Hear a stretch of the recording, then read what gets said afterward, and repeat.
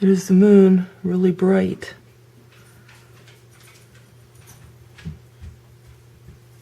And we're going to get some breaks in the clouds over to the right of the moon, so I'm hoping we catch it when it turns to the blood moon.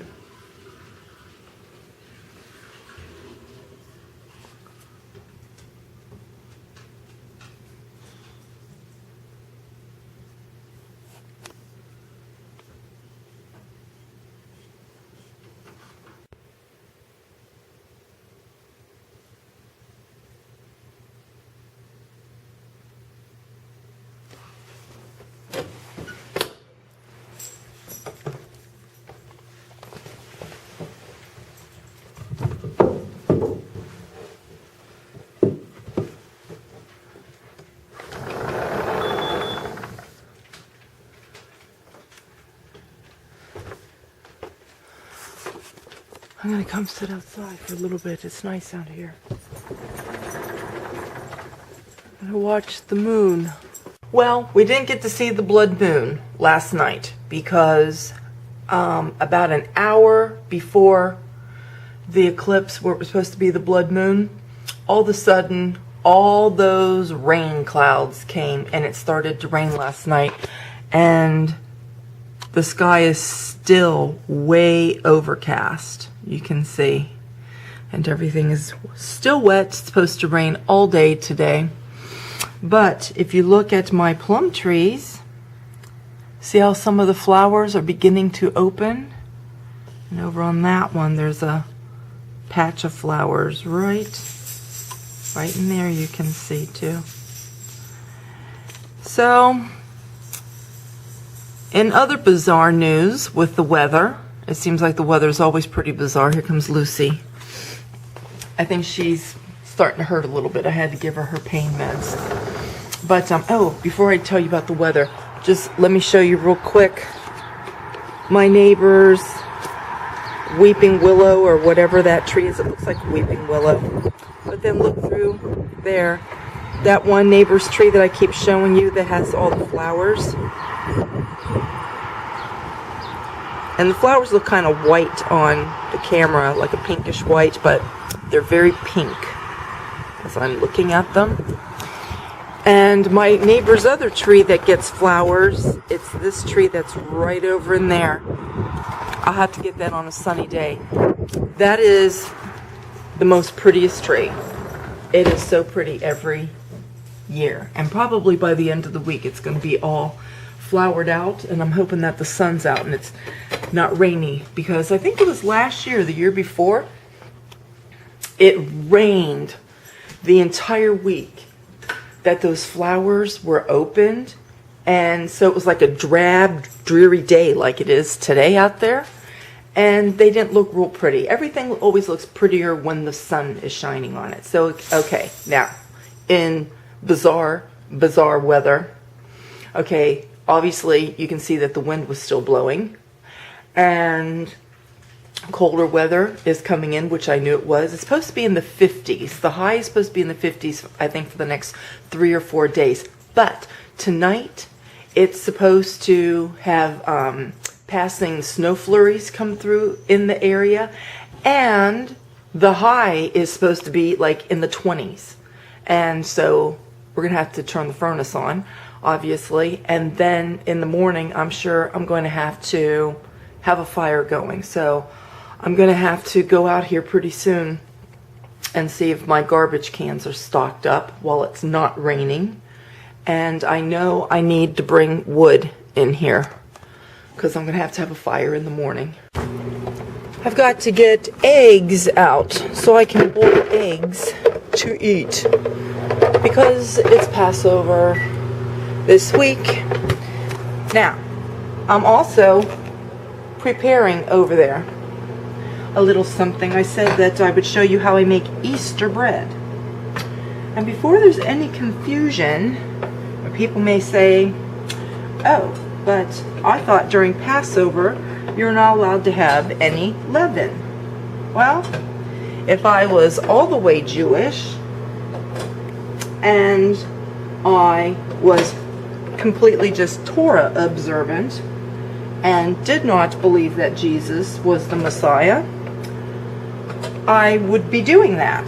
But I have Jewish heritage because my mom is Jewish, and we're Christians, and Christ has fulfilled the law.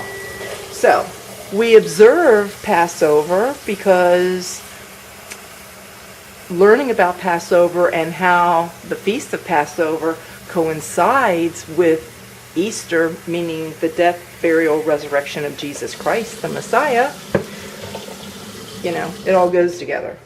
But anyway, I observe, oh, guess what I observed here? You see, I don't know if you can see, this is bubbling here.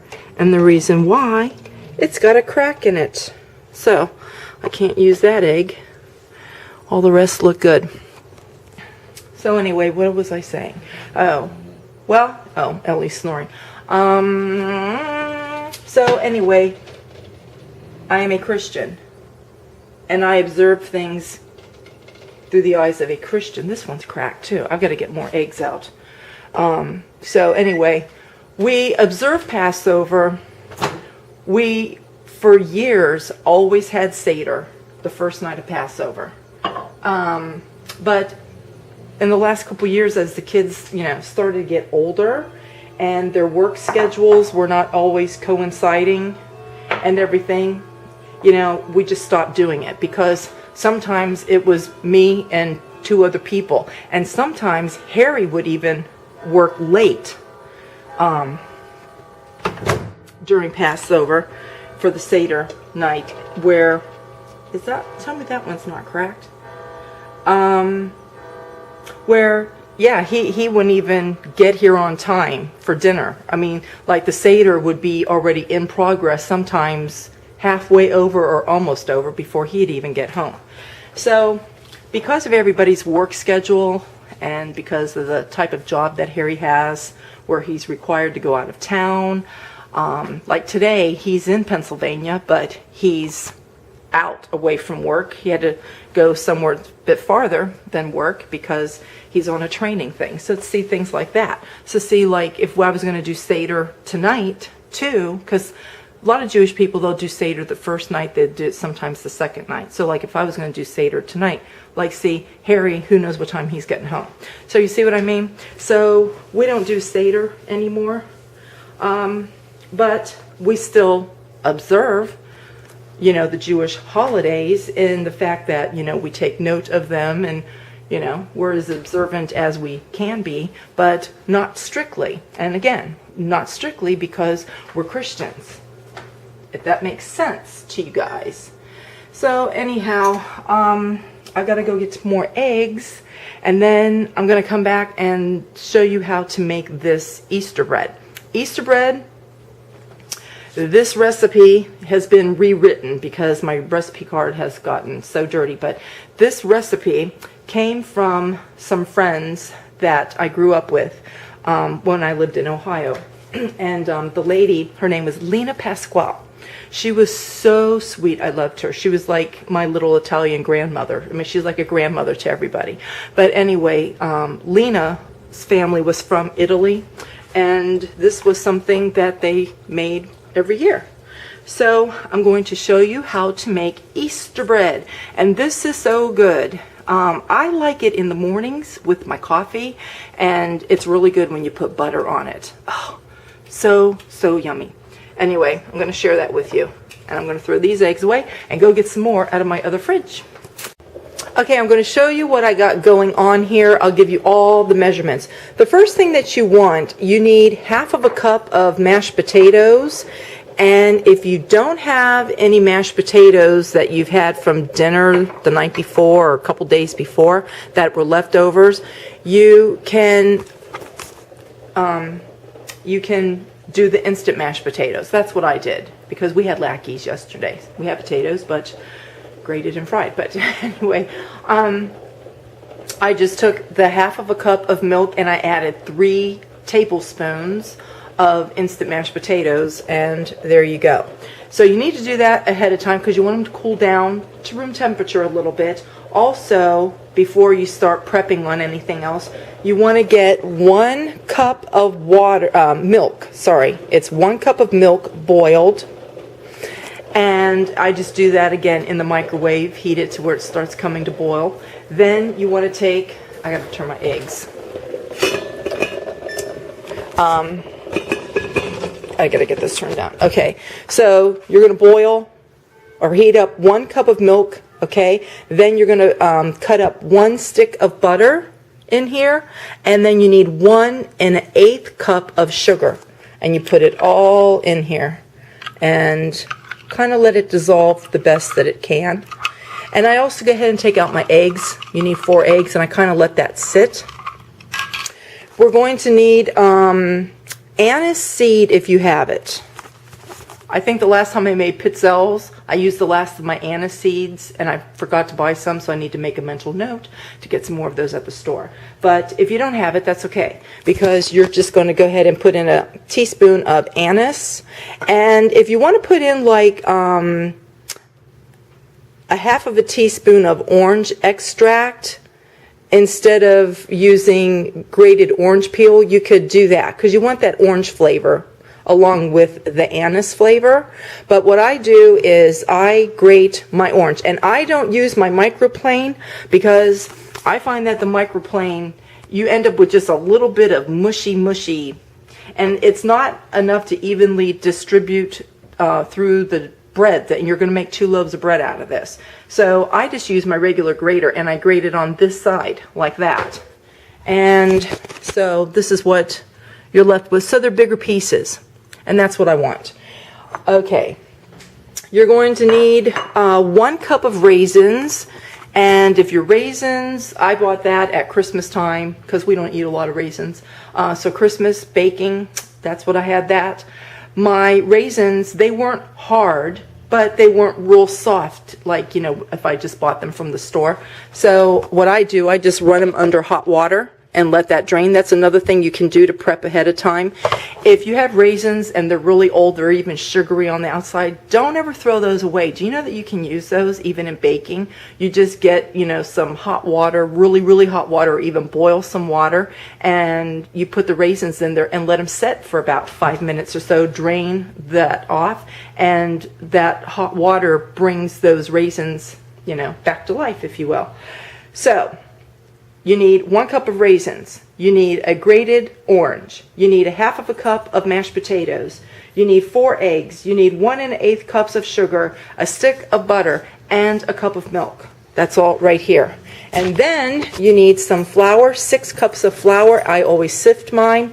And you need 2 packages of yeast, or if you have like those big packages of yeast, that's what I use. I keep it in the freezer. Then it's 4.5 teaspoons. Sometimes I don't even do the half, I just go ahead and put 5.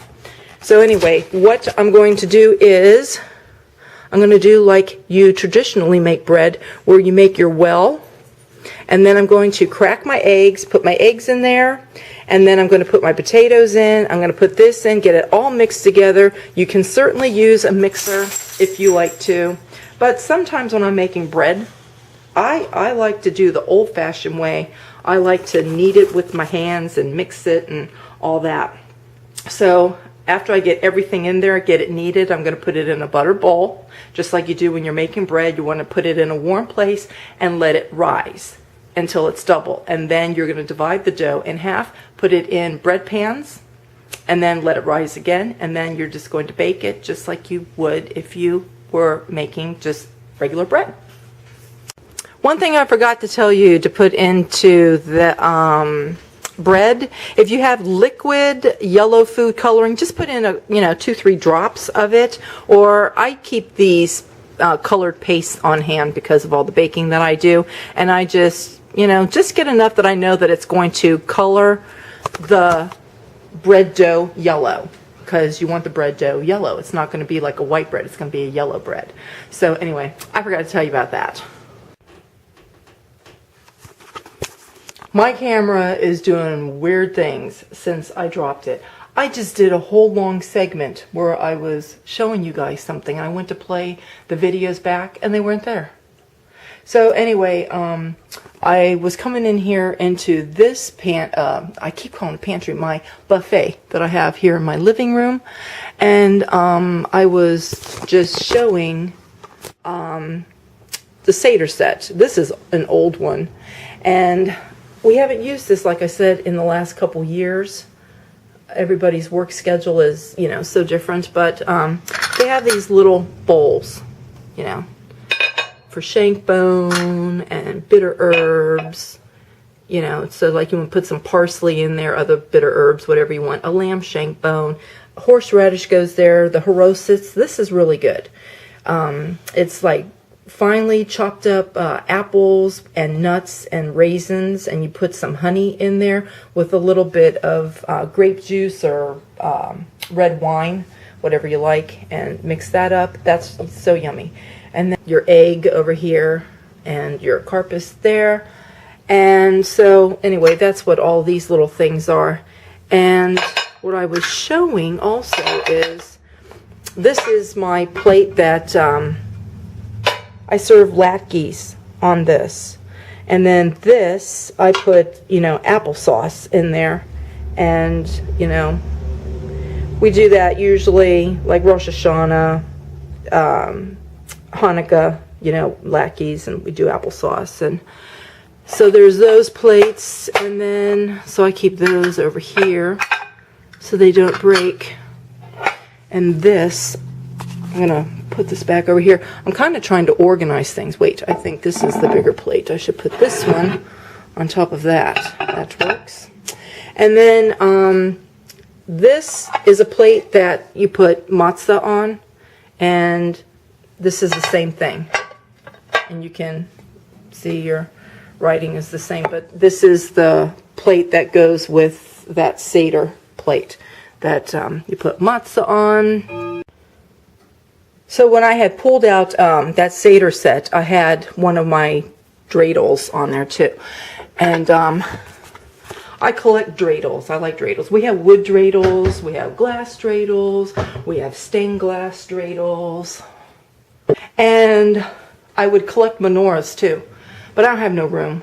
I have this buffet here, and then I have the two in the dining room and my china cabinet in the dining room.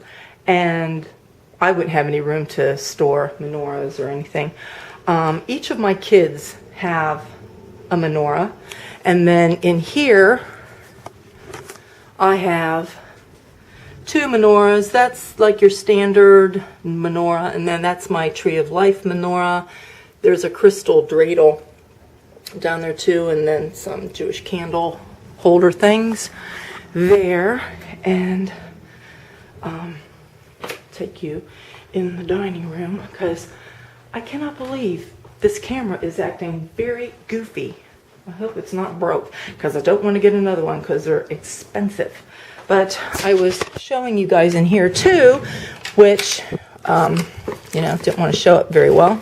And I need to organize this, so this will give me a project to do when I shut the camera off. But these are Haggadahs. I have other ones too. I have them upstairs. I used to keep a whole bunch in case, like, you know, people came over. But, you know, the whole thing's there. It's in English. It's in Hebrew. It's got all the songs. It's got, you know, everything you're supposed to do. So anyway, there's that. And the boys all have their yarmulkes upstairs. Harry has his yarmulke, and actually, this is one of Harry's yarmulkes. He's got other ones upstairs too, but Brian used this. He's got Jewish friends that he went to school with, and they all get together and do stuff. And he took this yarmulke, and as you can see, the string started to unfray, and I have no idea how I'm going to fix that. I think I'm just going to have to cut those off. But this is a nice kippah. Yarmulke, kippah, whatever you want to call it. I call them kippahs for short. But I always, in this drawer here, I always would keep this black yarmulke as well. And the reason why is because if you ever had a guest that was a male, like sometimes if the kids would want to bring a friend over or something like that, so everybody had their own yarmulke, the boys, we ladies don't wear yarmulkes, but we do have head covering things, but we don't wear yarmulkes. And I think that's all I was going to show you. Like I said, we got menorahs all over the place and dreidels I could show you, and those were just like the main things. I just mainly wanted to show you the like Seder stuff since it's Passover. So anyway, I've done that. I'm going to straighten out that drawer. I'm going to first take this in here and cut these off.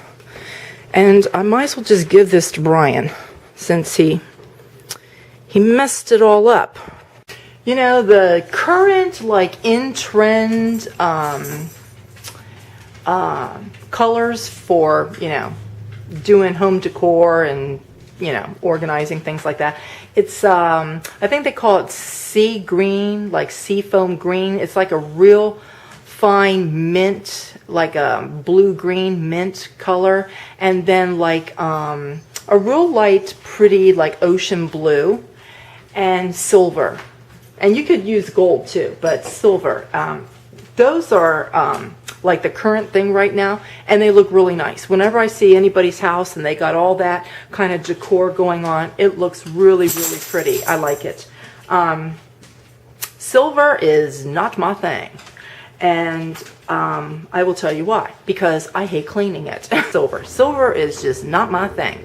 And I know that there's silver plated things that you can get, but even silver plated, if they're exposed to air, even if you keep them in your china cabinet, they still get exposed to the air that's in your china cabinet and so forth over time. They need to be cleaned.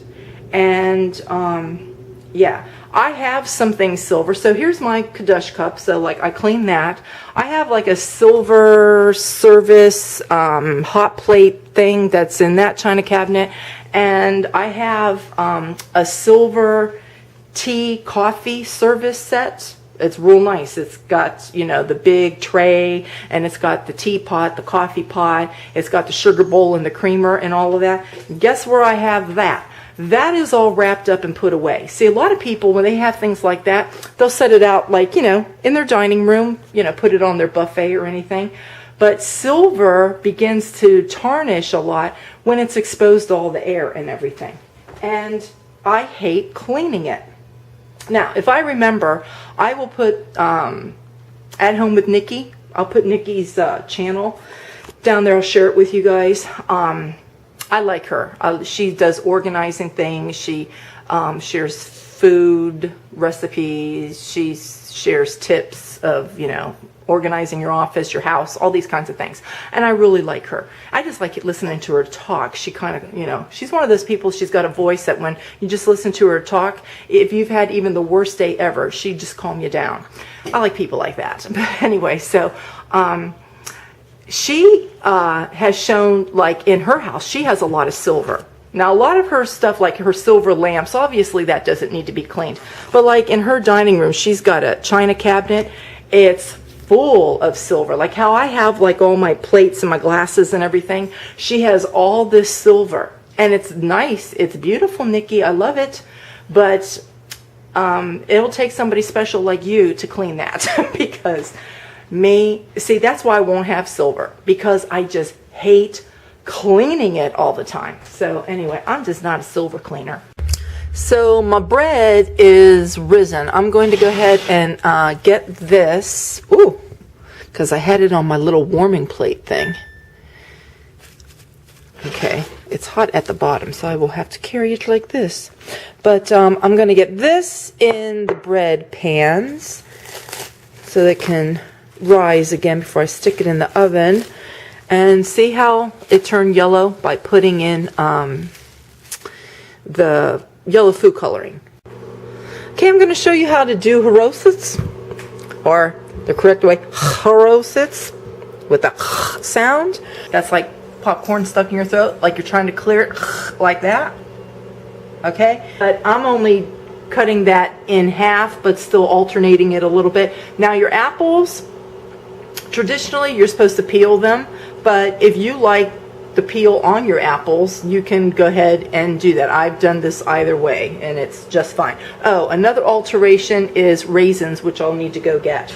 But the first thing that you're going to do, if you're going to peel your apples, you need to get them peeled, you need to core them. I have this little, if you can see it, stick this in here. I love this thing. You just push down like so, pull this out, and the whole core comes out like that. And then you're left with those. And this is actually really cool too.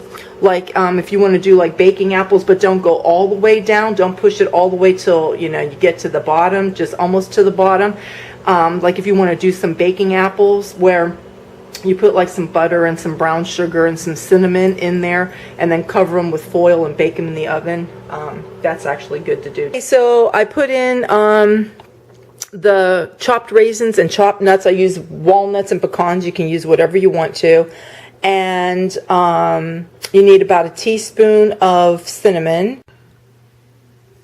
So then you're going to put in your honey, and then you're going to, like I said, get your grape juice or red wine, whatever you use. I use Manischewitz. So put that in there, and you give it a good stir. Okay, and this is what it's going to look like when it's done. And you don't have to be Jewish to eat this. This is just a real nice little simple apple salad, really is what it is. And adjust it to your liking, because that's what I do. Even though I put in what the recipe says to put in, I always take a little nibble and see what I might need to add, whether I want more cinnamon. Sometimes I put more cinnamon in. Sometimes I want to put more honey in. It's just up to you. It depends on how sweet you want it. But I wouldn't put in any more grape juice or wine. But I've got my eggs there, and I've got apple peels I need to clean up. I got to clean up my kitchen. And nope, it's 1:20. And I've got to get my dinner in the oven. So I will see you guys tomorrow. Bye.